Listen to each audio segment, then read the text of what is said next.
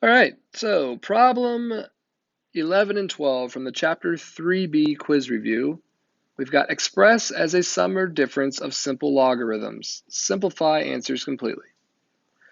So as we look at these here, number 11, we have log base 2 of the product 16x squared.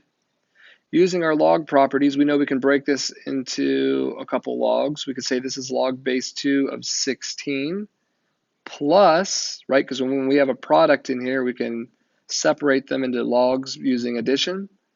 So we have plus log base 2 of x squared.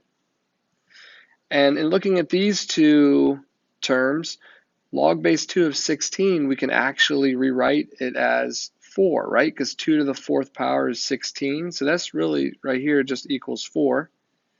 And then on our second one here, we've got an exponent on our value. So our rule there is we could always take that exponent and make it a coefficient of our log. So we're going to say 4 plus 2 times log base 2 of x. And that's going to end up being our most simplified expression for number 11. For number 12, let's take it here. We have log of the square root of the quotient of a divided by 10b.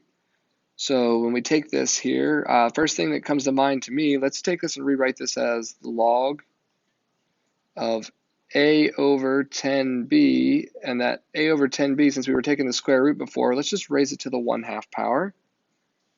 And just like in problem 11, since we have that exponent out there, we can take it and let's just move it out in front and make it the coefficient. So we have 1/2 times the log of a divided by 10b.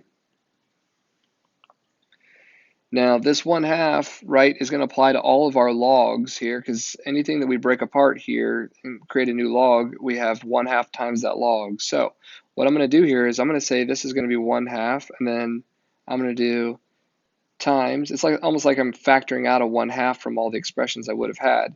So I have log of a, and then since our 10 and our b are in the denominator, we could say minus the log of 10, and then minus the log of b. And when we look at those, right, when we look at the log of 10, that actually has a different value. That value there, 10 to what power is 10? Well, that would be 1. So let's rewrite this one more time as 1/2 times log of a minus 1 minus the log of b. And if you wanted to, you could distribute the 1/2s through. That would technically probably be the most simplified answer, but you're fine with what you've got in this step right here. But 1/2 times log a minus 1/2 minus 1/2 of log b. That would also be an acceptable answer. If you have questions about these, please make sure you ask about them in class. Otherwise, thanks for watching.